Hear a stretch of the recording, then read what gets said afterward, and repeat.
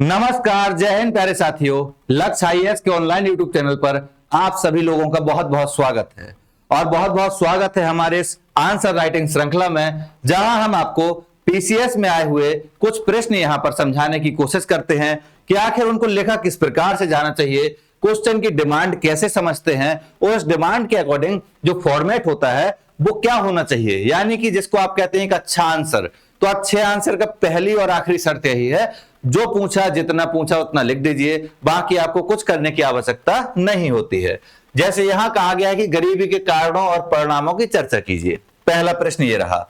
अब यहां आप समझ सकते हैं कि यहां आपसे सिंपल सी बात पूछी गई है कि गरीबी के कारण क्या है और साथ में परिणाम क्या है। अगर आप यहां पर कारण और परिणाम बता देते हैं तो इसका आंसर एकदम सही आंसर होगा। लेकिन सवाल यह है कि हमको करना किस प्रकार से है। क्योंकि आप लोगों का यह कहना है कि बेसिकली यहां पर लिखते हैं तो मिट जाता है, इसीलिए इसको नोटपैड में लिखते हैं बोर्ड में, और ताकि आपको उपलब्ध भी हो सके। प्रत्येक प्रश्न को हमको 3 पार्ट में तोड़ना है। पहला पार्ट हो गया भूमिका, दूसरा भाग हुआ मिडिल पार्ट या मध्य भाग, और इसके बाद तीसरा जो पार्ट होता है उसको कहते हैं निष्कर्ष। तो सारी बातें हमको इसी में लिखनी है।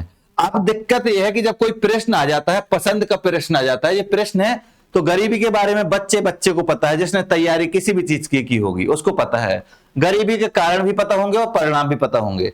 ऐसे प्रश्न में सबसे बड़ी समस्या आपके साथ ये होती है कि आप इस प्रश्न में अनावश्यक उलझ जाते हैं। उलझने का मतलब है आपको लगता है कि बहुत सारा ज्ञान भरा पड़ा है, सारा ज्ञान सारी छोटी छोटी बातों को लिख दिया जाए, लेकिन इतना तो आपको समय ही नहीं मिलता है और ना ही इतना पेज में आपके पास जगह होती है कि आप इतना लिख सकें। तो यहां पर आपको बड़ा सिलेक्टिव होना पड़ता है कि किस प्रकार से आप लिखें। बाकी लिखने का तरीका वही है, या तो सीधे सीधे इमला की तरह लिख दीजिए जैसा हर कोई लिखता है, जैसा आप एकेडमिक एग्जाम में लिखते होंगे, या फिर आप इस प्रकार से लिखिए कि मैप बनाकर, डायग्राम बनाकर, फ्लो चार्ट बनाकर। अच्छा, प्रत्येक क्वेश्चन में मैप, डायग्राम और फ्लो चार्ट नहीं बनाना है, इसको समझना है। हमने कहा ना, सही आंसर का सिर्फ एक मतलब है, उसने जो पूछा उसको आप बता दीजिए, जिस प्रकार से वो पूछना चाहता है उस प्रकार से बता दीजिए। यहां सिंपल सी बात कही हुई है, गरीबी का कारण बता दीजिए और परिणाम बता दीजिए। आपसे कुछ और नहीं कहा गया, सिर्फ 2 बात कही है कि आप कारण बताइए और परिणाम बताइए। अब आप पर डिपेंड करता है कि आप कैसे लिखते हैं, है ना।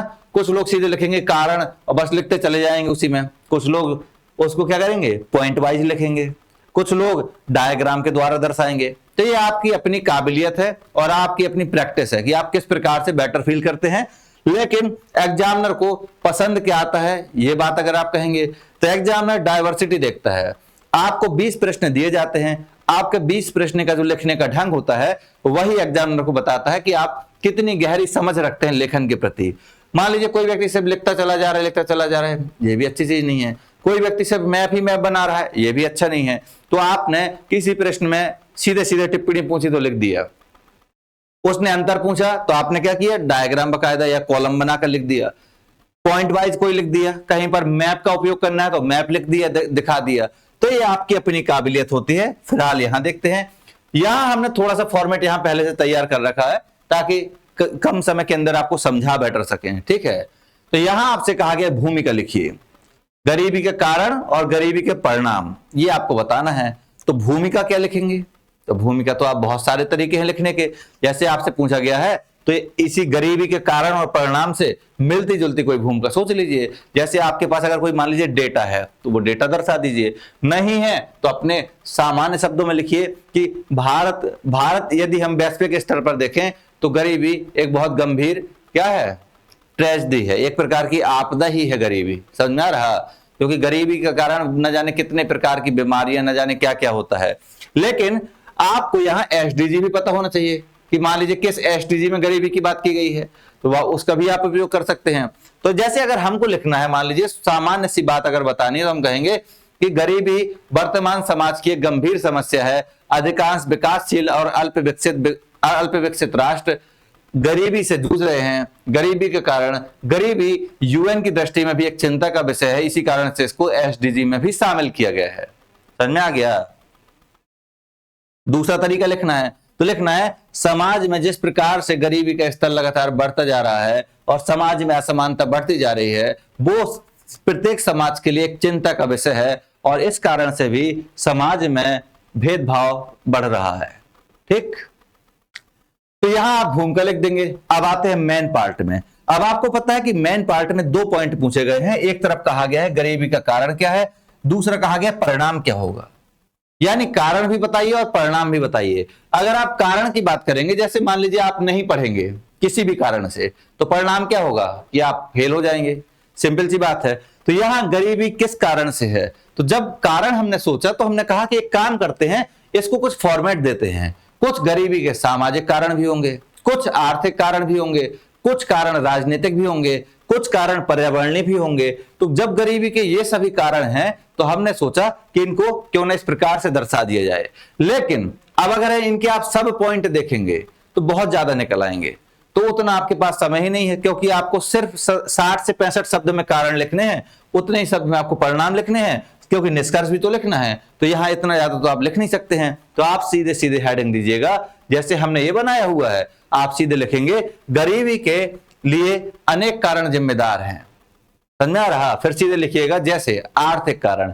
अब आर्थिक कारण में आप क्या लिखेंगे कि समाज में जिस प्रकार से बेरोजगारी फैली हुई है, बेरोजगारी के कारण लोगों को या सामान्य जन को क्या नहीं मिल पाता है, आय नहीं मिल पाती है, इस कारण से भी गरीबी विद्यमान है। उसी में लिख देंगे लोगों की कम आय तथा घटती हुई लगातार आर्थिक वृद्धि, उपरोक्त सभी आर्थिक कारण गरीबी के लिए जिम्मेदार हैं। फिर आगे दूसरा लिखेंगे सामाजिक कारण। आपने हेडिंग दे दी सामाजिक कारण, तो उसमें लिखेंगे कि समाज में सतत रूप से शिक्षा की कमी और गुणवत्तापूर्ण शिक्षा का अभाव, साथ ही शिक्षा में व्यावसायिक शिक्षा की कमी, ये सभी कारण समाज में शिक्षा के लिए या समाज में गरीबी के लिए जिम्मेदार हैं। और भी कारण लिखे हुए हैं, जातिगत वर्ण व्यवस्था। अब वर्ण व्यवस्था का सिद्धांत आप जानते हैं वैदिक काल से चला आ रहा है, यह भी एक बहुत बड़ा कारण है। मान लीजिए किसी गांव में कोई ऐसा व्यक्ति है जिससे लोग छुआछूत भरा बर्ताव करते हैं। अगर उस व्यक्ति ने कोई दुकान खोल ली है मिठाई की, तो उसके यहां से कोई प्रसाद नहीं खरीदेगा। ये दिमाग में मेंटालिटी है। अब सोचिए उसका क्या कसूर है। ये व्यवस्था समाज ने जो बनाई हुई थी, जो कि गैर कानूनी है और मानव होने के नाते एकदम उसके खिलाफ है सिद्धांत इंसानियत के, उस सिद्धांत के कारण आप उसकी चीजों में शामिल नहीं हो रहे, आप उसके दुकान से चीजें खरीद नहीं रहे हैं, तो वो गरीब हो जाएगा। समझ में आ रहा है? तो सामाजिक गरीबी यही होती है समाज में, जो आप द्वयम दर्जे का बर्ताव करते हैं ना। जैसे मान लीजिए कोई महिला है, अगर वो ई रिक्शा वगैरह चला रही है, तो कई बार देखेंगे दिमाग में रहता है नहीं बैठना है, इस प्रकार की मानसिकता लोग लेकर चलते हैं। अब वो तो अपना काम कर रही है, लेकिन आप अगर नहीं पार्टिसिपेट कर रहे हैं, नहीं वहां बैठ रहे हैं, तो उसको इनकम नहीं हो रही है, यह भी एक कारण बन जाता है गरीबी का। राजनीतिक कारण में तो आप जानते ही हैं, सरकार की जो पॉलिसियां होती हैं, सरकार जिस प्रकार से वैकेंसी समय पर होनी चाहिए नहीं हो पाती है, पेपर लीक वगैरह भी हो जाते हैं, या प्राइवेट सेक्टर में जो भी कंपनी आ रही है, जो निवेश आ रहा है, वो ठीक से नहीं आ पा रहा है, यह भी एक बड़ा कारण हो जाता है राजनीतिक कारण। पर्यावरणीय कारणों की अगर हम बात करें तो पर्यावरण भी एक बहुत बड़ा कारण है। मान लीजिए किसी एक जगह कोई इंडस्ट्री लगनी थी, लेकिन इंडस्ट्री नहीं लग पाई, क्यों? क्योंकि वहां पर पर्यावरण को नुकसान होना था, जिसका मतलब है वहां फिर रोजगार नहीं जनरेट होंगे। बहुत सारी जगह ऐसी हैं जहां पर इंडस्ट्री लगने वाली थी लेकिन नहीं लग पाई किसी कारण से, या तो वहां पर लैंडस्केप अच्छा नहीं था, या वहां का क्लाइमेट अच्छा नहीं था, कुछ ना कुछ कारण था, उस कारण से भी वहां पर गरीबी रहेगी। और साथ में पर्यावरणीय कारणों में यह भी है, मान लीजिए कि किसी जगह बाढ़ आ जाती है, तो बाढ़ में एक व्यक्ति जिसने मकान आलीशान बनवाया हुआ था जैसे तैसे अपनी जिंदगी भर की कमाई से, लेकिन वो मकान ही टूट गया, वो सड़क पर आ गए, तो रातों रात गर्म, मतलब जो भी ट्रेजेडी होती है, चाहे भूकंप, ज्वालामुखी, सुनामी, ये सब क्या है प्रकृति के द्वारा आ रही हैं, लेकिन इसका नुकसान किसको भुगतना पड़ता है? आम जनता को।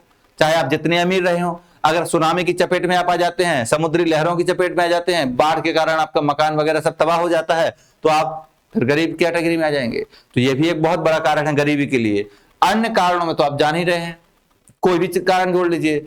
लोगों में जागरूकता का अभाव, यह भी एक है। रिस्क लेने की क्षमता का अभाव, लोग सोचते हैं मैं क्यों करूं, मैं दूसरे के यहाँ काम करूंगा। खुद का काम करने में बहुत दिमाग लगता है, बहुत मेहनत करनी पड़ती है, और चला ना चला यह भी दिक्कत है, पैसा कौन देगा। तो बहुत सारी समस्याएं हैं, लेकिन इतना आपके पास समय ही नहीं है। आपको मेन पॉइंट लिखने पड़ेंगे। मिडिल पार्ट में आप लिखेंगे गरीबी के लिए अनेक कारण जिम्मेदार हैं। जैसे पहला पॉइंट लिखेंगे आर्थिक कारण, फिर लिख दीजिएगा आर्थिक कारणों के अंतर्गत बेरोजगारी, लोगों की कम आय तथा सतत रूप से घटती हुई आर्थिक वृद्धि इसके लिए जिम्मेदार है। सामाजिक कारणों में लिखिएगा शिक्षा की कमी, जातिगत व्यवस्था के आधार पर भेदभाव, या समाज में असमानता का विद्यमान होना और साथ ही लोगों में कौशलपूर्ण या स्किल डेवलपमेंट का अभाव, ये सब कारण जिम्मेदार हैं। इस प्रकार से आपको कारण लिखने हैं। अब बात करते हैं परिणाम की, क्या लिखेंगे, क्या परिणाम होगा गरीबी का।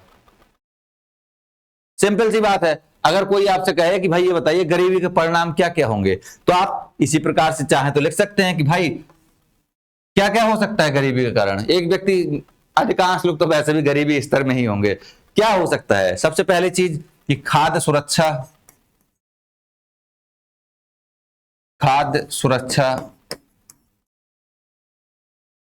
ही नहीं उनको प्राप्त हो पाएगी।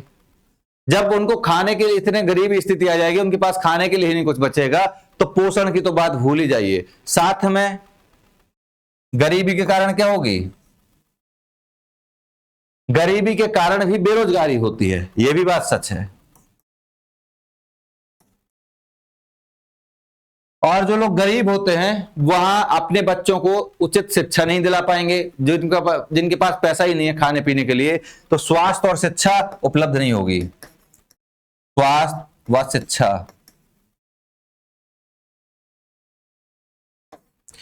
बाकी आप जान ही रहे हैं, आवास हो गया, बहुत सारी चीजें होती हैं। ये सब चीजें, घरेलू झगड़ों को भी बढ़ावा मिलेगा। घरेलू झगड़े, तो यानी देखिए 150 शब्द में लिखना है, बहुत सारे पॉइंट हैं, हम जानते हैं ये टॉपिक पढ़ा हुआ है सबका, सब अच्छे से जानते हैं इसके बारे में, लेकिन आपको बहुत ज्यादा विस्तार में नहीं लिखना है। 3-3, 4-4 पॉइंट लिख दीजिएगा, बस हो जाएगा, इनफ हो जाएगा। 250 वर्ड में भी लिखना हो तब भी इतना बहुत है। निष्कर्ष में आप लिख देंगे, इस प्रकार से गरीबी के लिए अनेक कारण जिम्मेदार हैं, लेकिन गरीबी जैसी समस्याओं से निपटने के लिए सतत रूप से न सिर्फ सरकारी स्तर पर बल्कि सामाजिक स्तर पर भी प्रयास होने की सामाजिक स्तर पर भी प्रयास किए जाने चाहिए, ताकि गरीबी को जड़ से समाप्त कर सकें और किसके, एसडीजी के लक्ष्यों को हम प्राप्त कर सकें। ये हो जाएगा आपका। तो उम्मीद करते हैं कि इसमें कोई बहुत दिक्कत नहीं होगी, वैसे भी आसान क्वेश्चन है, हर इंसान लिख लेगा इसको। लेकिन अब देखते हैं थोड़ा सा अगला प्रश्न क्या कहता है।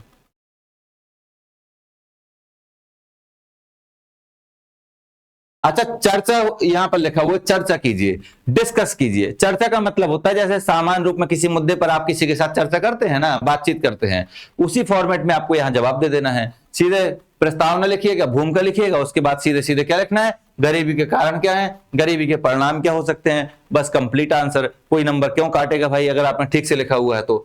ठीक, अगला क्वेश्चन।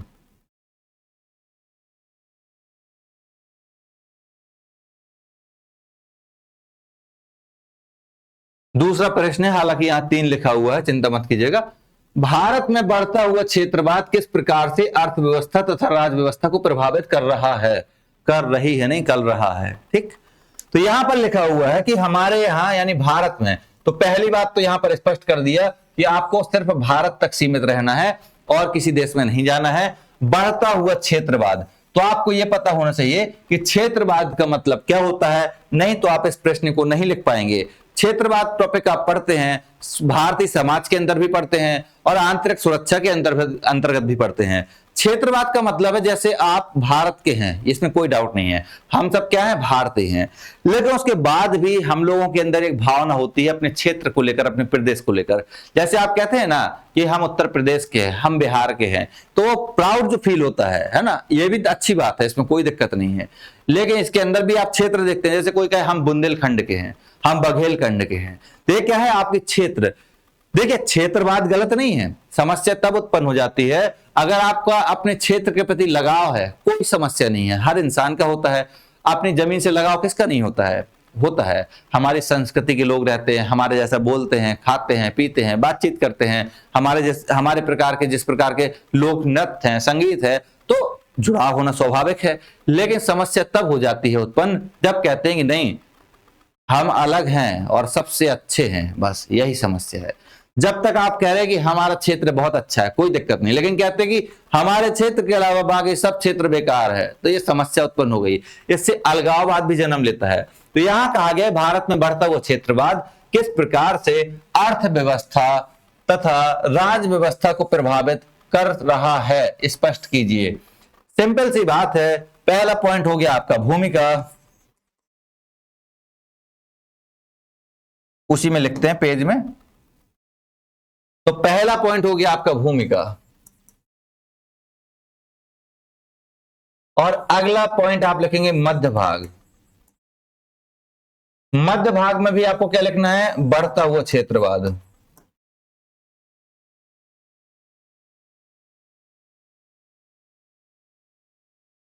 किस किस चीज पर खतरा है, यहां कहा गया है अर्थव्यवस्था पर, और दूसरा कहा गया है राज्य व्यवस्था पर।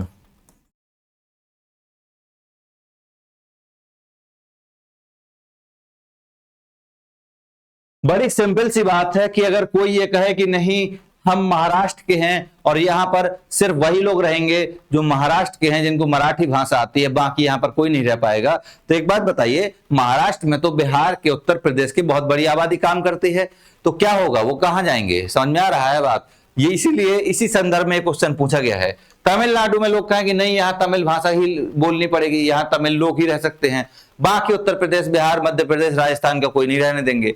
तो इससे क्या होगा, क्षेत्रवादी तो है कि हम तमिलनाडु के हैं, आप प्राउड कीजिए कि आप तमिलनाडु के हैं, आप महाराष्ट्र के हैं, आपकी संस्कृति को लेकर प्राउड होना चाहिए, लेकिन इतना प्राउड भी नहीं होना चाहिए कि आप दूसरे को निगलेक्ट करने लगे। तो इसीलिए कहा गया कि भैया ये बताइए कि अर्थव्यवस्था और राज्य व्यवस्था के लिए किस प्रकार से खतरनाक है, क्योंकि जिन्होंने संविधान बनाया है, संविधान निर्माताओं ने, उनकी तो यही मानसिकता थी कि एक पूरा भारत एकजुट होकर रहेगा। भले ही हमारे यहाँ इतनी अधिक डाइवर्सिटी है, अलग अलग भाषा, रहन सहन, खान पान, पहनावा सब कुछ है, लेकिन उसके बाद भी हमारे यहाँ एक प्रकार की यूनिटी है।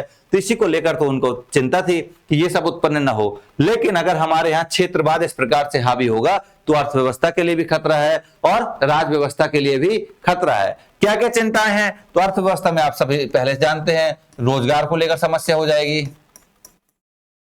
अगर एक जगह के लोग दूसरी जगह जाकर काम नहीं कर सकते हैं, और मान लीजिए उस राज्य में, एक देश होने का यही तो मतलब है कि संविधान में स्वतंत्रता दी हुई है कि कहीं पर भी देश में व्यापार वाणिज्य आप कर सकते हैं, कोई दिक्कत नहीं है। भाई आप यहाँ उत्तर प्रदेश में रह रहे हैं, आप महाराष्ट्र में जाकर कंपनी खोलिए, कोई रोक टोक नहीं है।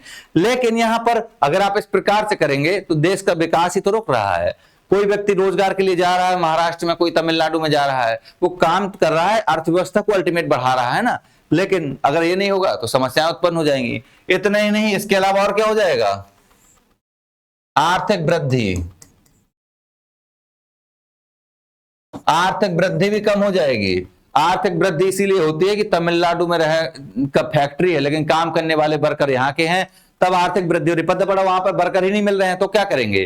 तो यही चीज हम कह रहे हैं कि आर्थिक वृद्धि भी प्रभावित होगी। साथ में उद्योग कोई लगाएगा ही क्यों?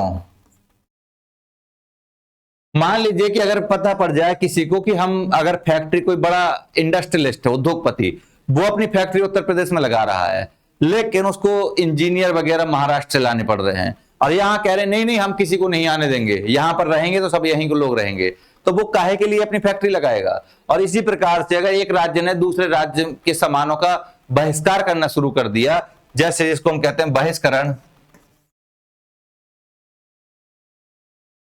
तो भी अल्टीमेट हमारी अर्थव्यवस्था ही प्रभावित होगी। यही सब कारण है।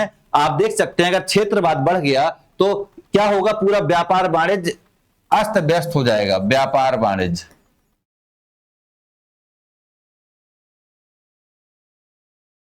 फिर लोग प्रोडक्ट ही नहीं खरीदेंगे, नहीं नहीं वहां बना था इसको नहीं खरीदना है। इसीलिए क्षेत्रवाद एक सीमा तक अच्छा है, लेकिन जब आप अति करने लगते हैं कि नहीं आप यहाँ के हैं तभी आप यहाँ रह सकते हैं, इस प्रकार का घटियापन जब करने लगते हैं, जैसा कि अभी महाराष्ट्र में आप देख पा रहे होंगे, तमिलनाडु में कुछ घटनाएं आई, ये सारी जो चीजें हो रही हैं ये सब किसी भी देश के लिए बड़ी नुकसानदायक है, अच्छी नहीं है। राज्य व्यवस्था में क्या समस्याएं हो सकती हैं? तो आपको पता है कि हमने संघीय शासन प्रणाली अपनाई हुई है। संघीय शासन का मतलब है कि जो व्यवस्था केंद्र में है वही राज्यों के स्तर पर है, और अगर राज्य ही इस प्रकार से भेदभाव करने लगेंगे, अगर लोग एक दूसरे से इस प्रकार की ज्वेलसी रखने लगेंगे, तो राज्यों के बीच जो कनेक्टिविटी है, आपसी जुड़ाव है, वो कहां जाएगा? समाप्त हो जाएगा, कम हो जाएगा, है ना।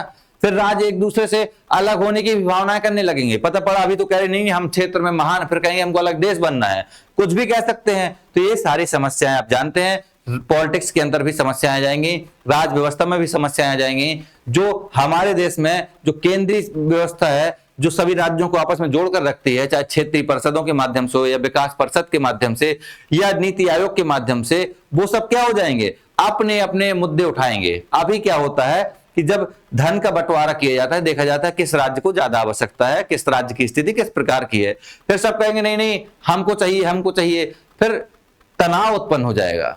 समझ में आ गया है? फिर इसके बेसिस पर भी पॉलिटिक्स होने लगेगी। जैसे अभी आपने देखा ना महाराष्ट्र में जो हुआ, तो वहां की कुछ पार्टियां इस चीज को सपोर्ट करती हैं और वो ओपनली इस बात को कहती है कि नहीं आपको यहां रहना है तो ये भाषा आपको सीखनी चाहिए, जाननी चाहिए। देखिए भाषा सीखना एक अलग बात है, भाषा सीखना चाहिए अगर आप वहां काम कर रहे हैं, कोई डाउट नहीं है, लेकिन बंदूक की नोक पर अगर भाषा सिखाई जाए या फिर भय दिखाकर भाषा सिखाई जाए तो ऐसी भाषा किस काम की? फिर तो ये तो देश के अंदर देश से लोगों को अलग करने की बात हो गई, ये सब स्वीकार नहीं है। तो ये सभी कारण है यहाँ। तो आप क्या लिखेंगे सीधे सीधे? अच्छा, अब हम बहुत कम कराते हैं, पूरा नहीं लिखाते। ऐसा इसलिए है क्योंकि जिसको ये लगता हो कि नहीं सर पूरा लिखाइए, डिफाइन कीजिए उस प्रकार से, तो हमारा मानना है कि हमने इतना क्वेश्चन आंसर आपको करा दिया है ना कि एक बार पहले पिछले वीडियो जाकर देख लीजिएगा। शुरुआत से अगर आपने टॉप 15 वीडियो देख लिए तो समझ लीजिए कि आपको फिर यहाँ सारी चीजें समझ में आएंगी अपने आप ही।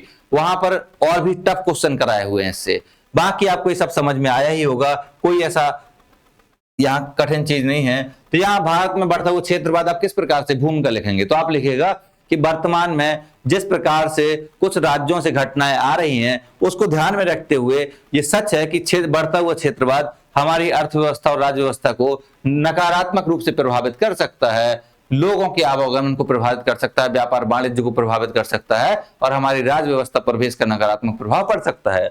बाकी क्या लिखेंगे? सबसे पहले लिखेंगे अर्थव्यवस्था पर प्रभाव। तो यही लिखिएगा कि भारत एक ऐसा देश है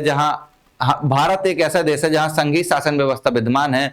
यहाँ पर संविधान प्रत्येक व्यक्ति को कहीं पर भी देश के किसी भाग में व्यापार वाणिज्य करने की स्वतंत्रता देता है, लेकिन अगर क्षेत्रवाद इसी प्रकार से बढ़ता जाएगा तो लोग व्यापार वाणिज्य करने के लिए हतोत्साहित होंगे और कंपनियां या फैक्ट्रियां जिनको इन्वेस्टमेंट करना है वो इन्वेस्टमेंट करने से बचेंगी, क्योंकि उनके सामान को मार्केट में पर्याप्त स्पेस नहीं मिलेगा या प्रोत्साहन नहीं मिलेगा। इसी कारण से, बाकी और कारण कि अगर वर्कर या एम्प्लॉय एक स्थान से दूसरे स्थान नहीं जाएंगे तो किसी जगह श्रम की अधिकता हो जाएगी, किसी जगह श्रम की कमी हो जाएगी, इस कारण से भी समस्याएं उत्पन्न होंगी।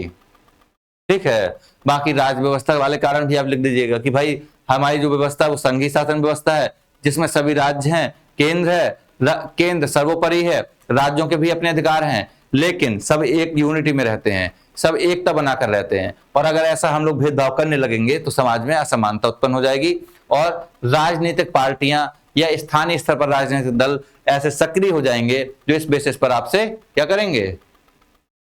आपको भड़काएंगे, पार्टियां बनाएंगे, देश के अंदर अशांति पैदा करेंगे। तो चलिए उम्मीद करते हैं कि ये दोनों प्रश्न आपने समझ लिए होंगे। बाकी दो नए प्रश्न हैं उनको कल डिस्कस करेंगे। रेगुलर क्लासेस चलेगी, बस शर्त यह है कि आप इनसे देखिए, सीखिए और कमेंट में जरूर बताइए कि आपको किस प्रकार से यहां सीखने को मिल रहा है, आपको समझ में आया। देखिए नॉलेज सबके पास है, नॉलेज अकेले से अगर आंसर राइटिंग हो जाती तो जिसके पास बहुत फैक्ट्स का भंडार है वो सबसे अच्छा आंसर लिखता है, लेकिन ऐसा नहीं होता है। अच्छा आंसर वही लिखता है जो लगातार प्रैक्टिस करता है, प्रश्न को समझने की कोशिश करता है, और जब आप प्रश्न समझने लगेंगे, उसकी डिमांड समझने लगेंगे, उसी दिन से आपका आंसर बेस्ट आंसर बनने लगेगा। और अच्छे आंसर की एक ही शर्त है, आप पढ़िएगा खुद अपने आंसर को, आपको कमी फील होगी उसमें, और जब तक कमी फील होगी तब तक समझ लीजिएगा आपका आंसर अभी बहुत सुधार करना है इसमें। चलिए मिलते हैं फिर अगले वीडियो के साथ, अगले नए क्वेश्चनों के साथ। तब तक अपना ख्याल रखिए और ध्यान से इन वीडियो को देखिए, और वीडियो में कमेंट करके हमको जरूर बताया कीजिए कि किस प्रकार से आपने यहाँ सीखा, क्या आपको बेनिफिट हुआ, अगर कोई इंप्रूवमेंट हुआ, कोई सुधार आप यहाँ हमारे माध्यम से कराना चाहते हैं उसको भी आप जरूर बताइएगा। बहुत बहुत धन्यवाद।